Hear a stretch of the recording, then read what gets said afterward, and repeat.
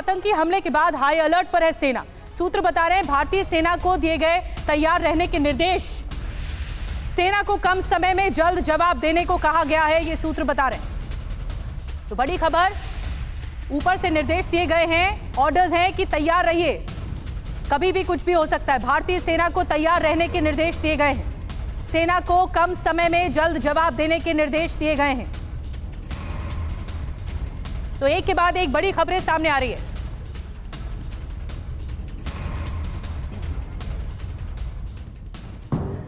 और अब आपको पुंछ के इस आतंकी हमले से जुड़ी पूरी डिटेल हम बताने जा रहे हैं, और जिसमें राजौरी सेक्टर भीमबेर गली पुंछ के बीच ये हाईवे पड़ता है। आप देख रहे हैं ये हाईवे जिस तरह से बना है। दोपहर 3 बजे का वक्त था, गुरुवार का दिन, और सेना की गाड़ी यहां से जा रही थी। घात लगाकर पहले गोलीबारी, फिर ग्रेनेड फेंका गया। तीन तरफ से घेरा गया। तेज बारिश हो रही थी और विजिबिलिटी बहुत कम थी। आपको एक एक डिटेल हम आपको बता रहे हैं, घटनाक्रम क्या है। इसके बाद राष्ट्रीय राइफल्स के 5 जवान शहीद हो जाते हैं, जो हमने पहले आपको बताया कि किस तरह से ये घटना हुई। आतंकियों ने हमला किया और हमारे 5 जवानों की शहादत सामने आई। People's anti fascist front, Jaish e Mohammed समर्थित जो आतंकी संगठन है, उसने हमले की जिम्मेदारी ली है। पुंछ आतंकी हमले का लश्कर कनेक्शन भी सामने आया है, और लश्कर से जुड़े जो संगठन है PAFF ने हमले की जिम्मेदारी ली है। आतंकियों ने सेना की गाड़ी को भी निशाना बनाया है। आतंकी हमले में सेना के 5 जवान शहीद हुए हैं। तो आपको अंदाजा लग गया होगा अब तक ये जो घटना को अंजाम दिया गया, आतंकी घटना को, वो कैसे अंजाम दिया गया। और जो PAFF आतंकी संगठन है,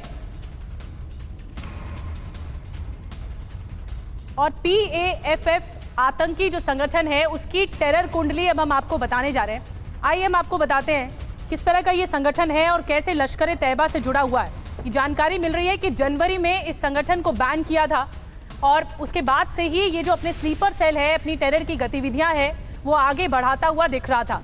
PAFF संगठन किस तरह का है, क्या है, और ये कितने दिनों से घाटी में या जम्मू कश्मीर में अपनी जो टेरर एक्टिविटी है वो फैला रहा है, इस पर हम बताएंगे आपको। तो अब आपको PAFF की पूरी टेरर कुंडली बताते हैं। PAFF का कच्चा चिट्ठा, पूरा नाम पीपल्स एंटी फासिस्ट फ्रंट है इस संगठन का नाम।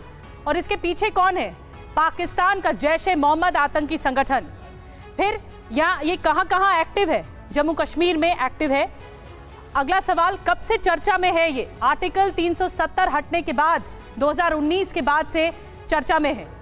क्यों बौखलाया है? दरअसल मई में G20 की बैठक होनी है, और G20 बैठक पर चेतावनी दे भी चुका है ये आतंकी संगठन। और एक्शन क्या क्या लिया जा रहा है?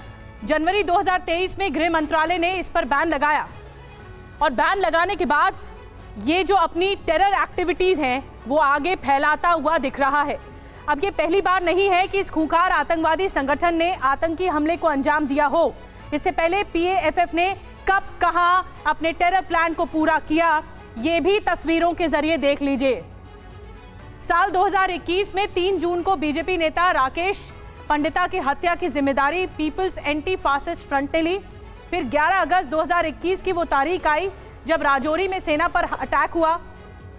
इसी साल मेंढर में जवानों पर अटैक हुआ, जिसमें इसी आतंकी ग्रुप का नाम सामने आया। अगले साल 2022 में जम्मू कश्मीर के DG हेमंत लोहिया की गला रेतकर हत्या कर दी गई।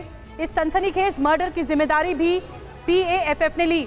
इसके बाद 2023 में पुंछ का आतंकी हमला देखकर सारा देश गुस्से में आ गया, और जितने कश्मीरी पंडितों के अलावा हत्या की गई, उन हत्या के पीछे जो जिम्मेदारी ली गई वो PAFF आतंकी संगठन के जरिए ली गई। और आइए अब आपको जल्दी से एक तस्वीर दिखाते हैं जो बताती है आतंकियों ने किस तरह इस हमले में जो फायरिंग की, उसमें स्टील बुलेट्स का इस्तेमाल किया। अब स्टील बुलेट्स का इस्तेमाल किया, ये देखिए हम आपको बताने जा रहे हैं स्टील बुलेट्स क्या है। ये देखिए, ये गोल घेरे में आप देख रहे हैं, यही है स्टील बुलेट। ये स्टील बुलेट का इस्तेमाल किया। इससे पहले बताया जा रहा है इस तरह का हमला नॉर्थ ईस्ट में होता है, लेकिन अब घाटी में जम्मू कश्मीर में भी लगातार हो रहा है, और ये कहलाती है स्टील बुलेट, जिसका इस्तेमाल हुआ है। कई जगह पर ताबड़तोड़ गोलियां बरसाई गई हैं।